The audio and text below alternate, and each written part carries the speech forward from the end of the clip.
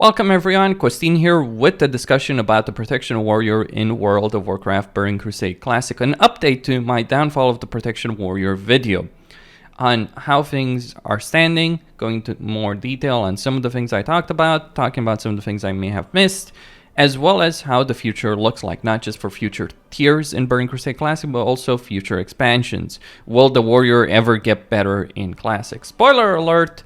It will not, and I'll go over why towards the end of this particular video. But to begin with, what does a Protection Warrior offer to a raid? Well, it's the best baseline tank in the entire game. What do I mean by that? I mean that Protection Warriors have the highest survivability and threat if you were to compare the three tanks side by side with absolutely no gear involved. The problem of Protection Warriors is that they do not scale with gear, either in survivability or in threat, as well as Druids or even Paladins do. Paladins and Druids get better and better tier pieces. They scale better with those tier pieces, and once you're in tier 6 for Warrior compared to tier 6 for Paladin or Druid is just a joke, honestly. In many ways, actually, in quite a few ways, tier 5 for threat purposes is actually better than tier 6, especially when you consider the 4-set bonus. Now, of course, Warriors also have their precious cooldowns, but here's the thing. Those cooldowns may be useful in certain situations, but if you're in a decent enough guild, especially for Classic, where people are doing 3 times the DPS that people were able to do back in the day. I mean, the record on DPS, I think, was on Brutalis of about 3k back on Retail Burning Crusade. People are doing that in tier 4. Consider that for a moment. In tier 4, they're doing just as much DPS as people were doing in full Sunwell Best and Slop back in the day. Imagine what kind of DPS they'll be able to do in Sunwell Plateau. It will be pretty insane. And that's kind of the thing. Things change. Things change over these. What worked back then wasn't necessarily optimal to begin with. And with the Protection Warrior, here's a simple calculation from a raid leader perspective or a guild leader perspective. The following is what I consider the ideal setup for tier 5. There are some changes you can make, like swapping out a hunter for an arms warrior, the survival hunter, or moving group, removing a warlock, moving the survival hunter there, adding an arms warrior. So some of those kind of things, finding spot for a rogue, etc. But this is pretty close to an ideal raid setup in tier 5. And it does have a Protection Warrior. The reason it has a Protection Warrior is for safety purposes. That's what the Warrior is. It's a safety net. But what if you don't need that safety net? What if you're quite capable of beating the content without it? Then what you can do, quite very simple, is throw it out. And what do you do in return? You take another Feral and you add it in the group. Group 1, the only thing Group 1 loses in that situation, they lose Commanding Shout. Right? They lose 1 shout, Commanding. They lose some extra HP. They gain Crit. You get an extra combat res. This is the thing about Druids. This is what really matters. Put yourself in that situation of a raid leader. I can take a Protection Warrior that might benefit me in some situations, or I can take a Feral Druid that offers me the following. Combat res, 5% crit, Innervate. Those things do matter. The Innervate, especially for your mage or mages. The combat res is also a situational cooldown, but it's far more used than, say, a shield wall. A shield wall is like when things can get really nasty. And your melee, ask your melee if they would want some extra HP or extra crit. That's a calculation you should make as a raid leader. Is 5% crit worth having over the benefit of a Protection Warrior? In the eyes of a lot of the top guilds, especially, yes, it is.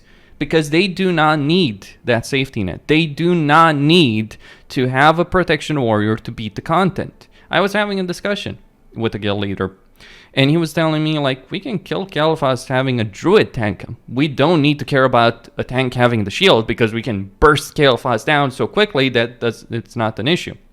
Or you can use a prop paladin if you want to. Now, in a top guild, that probably wouldn't fly. Protection paladin threat on Califas wouldn't be the best thing, and it's risky in its own way. But hey, if push comes to shove, you can use a prop paladin. You do not need a warrior in tier 5. You don't need really a warrior in tier 4. And in tier 6, you might benefit in all of these raid tiers having a protection warrior on certain fights, but it's very, very specific fights. In tier 5, the only fight where it really counts is actually Kayle. And it's not because of the shield wall or last stand. That's for when things go to hell. Like, that's for progression, especially when guilds are learning the fight. Maybe they haven't gotten the timings right of getting Kayle into its last phase. Having that shield wall to absorb a pyroblast can save your raid in that kind of context. But once you get the non-farm, and I'm assuming a lot of guilds will get the non-farm very quickly, it won't really be a factor. It can still be a safety net, but the main reason you want a warrior on Kayle fast is Fear immunity to tank the paladin. But even that's not strictly the most important thing in the world. So it doesn't really matter to bring a warrior or not. But Kayle fast is the fight where bringing a warrior is the biggest benefit. Other fights, honestly, I'd probably say only FLK, Fathom Lord Carafres, and for Morgrim Tidewalkers, where you may want to bring a warrior, but that's for last stand for shield wall just because of the damage those bosses can do. In FLK it's the shaman, in Morgrim it's the boss himself. So having those kind of cooldowns can be beneficial in those situations. But again, if you have good enough healers, if you have good enough players, if you get used to the fight, you do not need a protection warrior. A druid can tank the shaman on FLK with tier 4 gear just fine. It's not a hard fight. It hasn't been a hard fight. Morgrim is a bit tougher, but again, you can handle it without a warrior. So the question is, why bring one to a raid? What does a warrior offer me compared to what the druid offers to a raid? Well, what does a warrior have?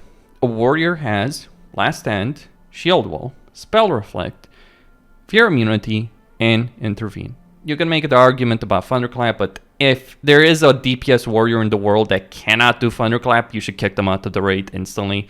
Every DPS warrior should be able to do fucking Thunderclap on a target. If it's even necessary to do Thunderclap, if you even need it. The reality is you may not need it for the vast majority of content.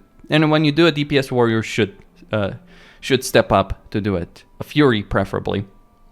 Fury have an enormous amount of rage, and it doesn't affect them quite as much as Arm. But I digress. So, though the things that a warrior has to offer to a raid are not worth bringing one for tier 5 content unless we're talking about Kayle fast. What about tier 6? Does it change in tier 6? To a certain degree, maybe. On Reliquary of Souls, you may want to have one to Spell Reflect Deaden. But here's the thing about Deaden. Deaden is a way for your DPSers to get themselves killed. Because Deaden, yeah, sure, increases the damage the boss takes, but people are doing damage to themselves whenever they hit the target. So if they're doing double damage, well, let's just say I've seen Warlocks one-shotting themselves on Reliquary of Souls before, and it might just be a strategy, safe strategy, to just interrupt Deaden anyway. After that, what else is there? Well, there is Archimond, and reducing the RNG there with Fears can be really useful unless you have enough priests to just do a Fear Ward rotation on the tank, in which case you don't really need a warrior. And then Eladari Council because of Spell Reflect, again, which is, it is useful to reflect that damage. It can be a lot of damage with Seal of Command and Judgment of Command, but very specific bosses, very, very specific situations where you'd use a protection warrior. And here's the problem. They do less fret than a druid does. And people are doing a lot more damage, so fret is a bigger issue. No warrior will compare to druid in terms of raw fret, and even if they do compare to druids in terms of raw fret, they won't do the damage that druids do. That's another factor. Having an extra druid will result in you killing the boss faster, means less stress, means a smoother run. And if fret isn't an issue, assuming fret isn't an issue, you could just as well have a paladin tank these kind of bosses. Not necessarily a druid. In fact, that's actually an ideal for a lot of these top guilds to strive for. Not necessarily having druids tank, but paladins tank. Because then they can have those druids mainly DPSing, and then your paladin mainly tanking, being the main tank. You want a paladin regardless of the situation in these raids. You don't want to have to swap in every single boss. Believe me, it's very tedious to have to do that. You don't want to swap people in and out every single damn boss. And a paladin is very damn useful for the trash and for certain boss encounters. Just imagine doing Hyjal without the prop paladin. You can. It's certainly not ideal, and you'll do it significantly faster with the prop paladin. In fact, you can do the first 2 bosses in less than 25 minutes, 20 minutes. And I assume speedrunning guilds will even get it down faster than that, with the prop paladin pretty much tanking everything there. And that's kind of where the warriors stand. Druids are great because they have the flexibility to swap between DPS and tanking, and they have better threat. And even in quite a lot of cases with the gear, with either tier 4, tier 5, tier 6 gear, they may even have better survivability. But tier 6 is not where the journey ends. Then there's Zul'Aman. And for Zul'Aman speedrun, bringing a warrior tank is a waste of a good raid spot. Why is that? Because you're on the clock. And because you want to have a prop paladin for all the AoE tanking that you're going to do in Zul'Aman.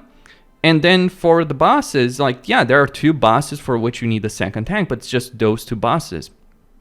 Other bosses, you don't necessarily need the second tank, you just have the paladin tank them. And that's the flexibility that the druid brings to a raid environment that the warrior can never match. You can do Zul'Aman speedrun with a warrior, it just won't be as efficient, plain and simple. And that's really what the core of speedrunning is. That's what these guilds are aiming for. They're trying to do the raids in the most efficient way possible. That's what speedrunning is. When it's not bogged down by bullshit like using flasks for the sake of as mana potions, then it's nonsense. But that's not the case in TBC. And then Sunwell Plateau. Sunwell Plateau is where the scaling that druids have and the scaling that paladins have and the scaling that warriors lack really starts showing its face. Threat becomes a significant issue against Fury Warriors and Rogues of Warglaives. 2 of the top DPSers by this point, the highest melee DPSers in the game at that point. And threat can be a significant issue for all tanks in Sunwell Plateau. But the only tank that really will threat cap your raid, keeping in mind many of the bosses, pretty much all the bosses except Caligos are demons. Well, Muro, I guess. Muro and Caligos are demons, but 4 out of 6 bosses are demons or undead, so paladins that get the threat of exorcism. The one tank that struggles the most on threat in Sunwell Plateau, be it tanking multiple mobs or bosses, is the warrior. But on top of that, for the hard-hitting bosses, be it Brutalis or Felmis can hit pretty hard, a druid is actually the best choice because they just have significantly more HP by this point than anyone else, and crushing blows are no longer a factor. In fact, Brutalis has a nasty tendency of being able to kill tanks in 3 hits. That's something he can do. That's something he's always been able to do. It doesn't matter what fucking gear you're wearing. It doesn't matter how much tier 6, how many consumables. You can use, obviously, a cooldown to do it, but it's not something you can predict in a way. Why? How can Brutalis do that? Well, Brutalis it dual wields, right? And if he hits you, especially when he stops you, but if he hits you with a main hand swing, an offhand swing, and then a main hand swing again, if he hits you 3 times in a row and you don't miss, parry, dodge, any of that, and keep in mind your avoidance is slower, if you're a warrior or even a paladin, you will fucking die from that. A druid can survive that kind of damage. He can survive those 3 hits. That's pretty fucking important. That's one of the reasons druids rose up at the top, because when people realized that they could survive the fucking burst from Brutalis and then survive the burst damage that Felmis can do, people realized, well, we should use these guys as main tanks, and that's what guilds started doing. And it never stopped. And they never stopped. And if Classic Wrath the Lich King ever comes out, don't expect a warrior to be taken as a tank. There is a role for them. No doubt about it.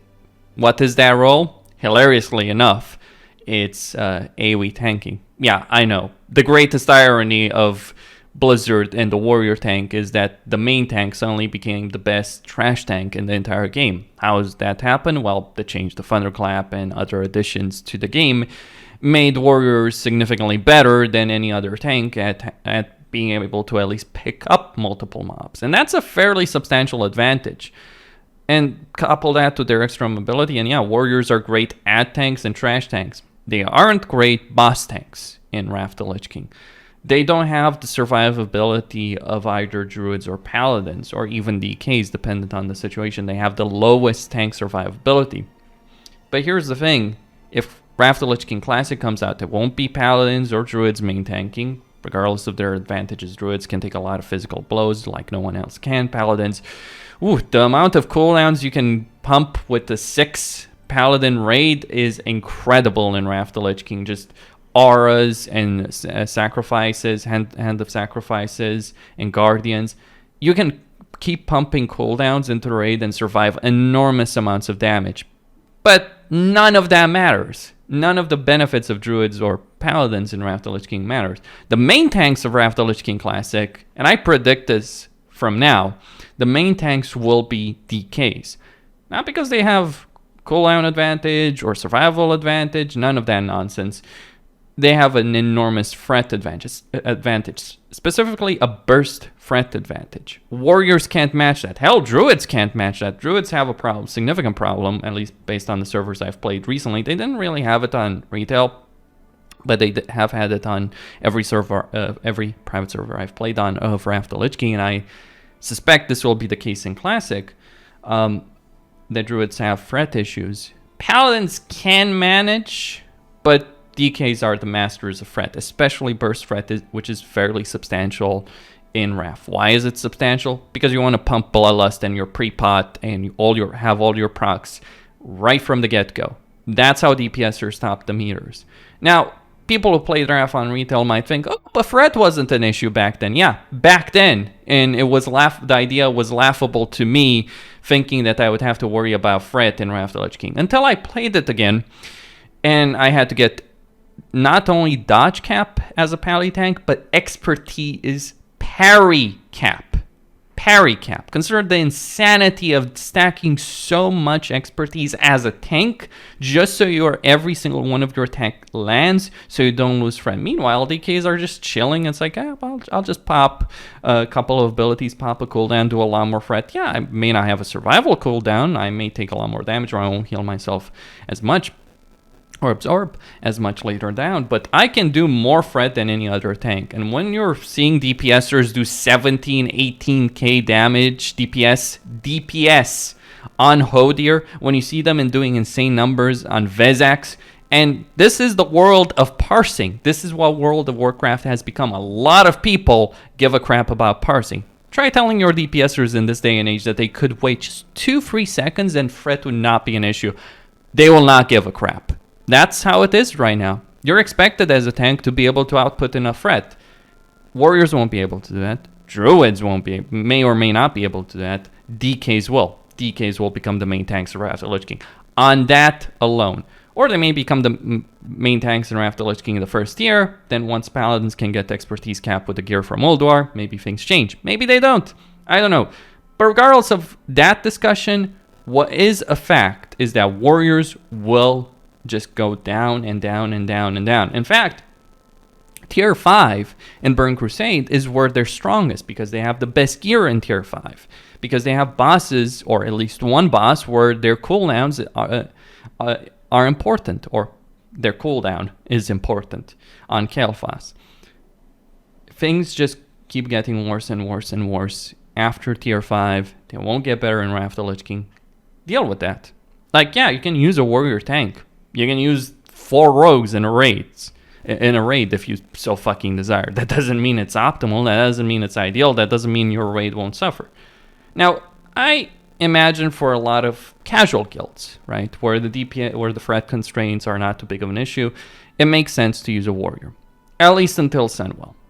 Then you should use a druid for Felmist at the very least.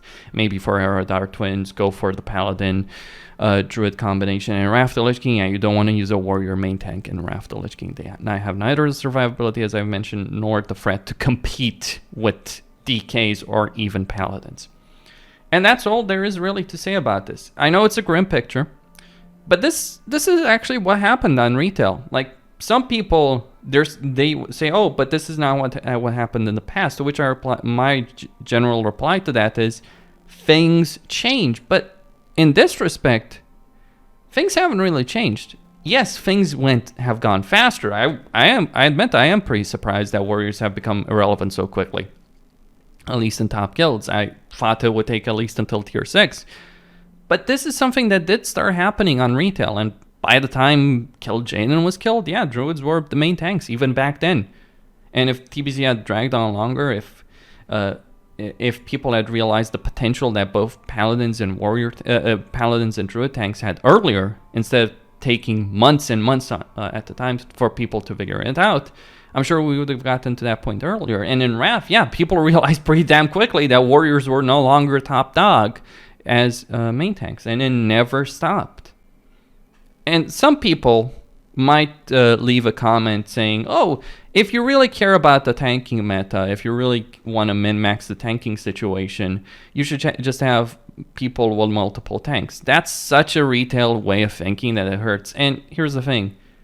That's a Cataclysm retail way of thinking, or a Mists of Pandaria way of thinking. It's not even currently retail. Yes, people have multiple tanks, mostly really to have the different armor classes so they can get so that they can run loot raids and make sure that they get the gear that they want from those raids.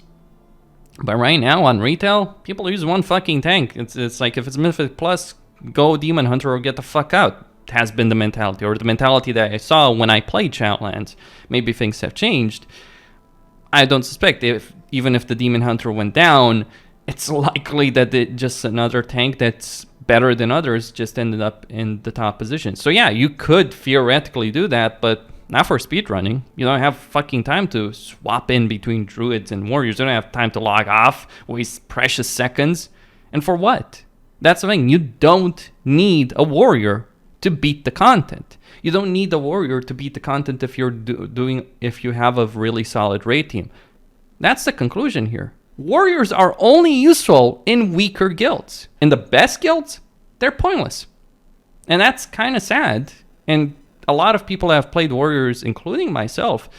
You put a lot of effort in a class that's really horrible to level, and then to find out that oh yeah, they're no longer relevant. DPS warriors will always be relevant.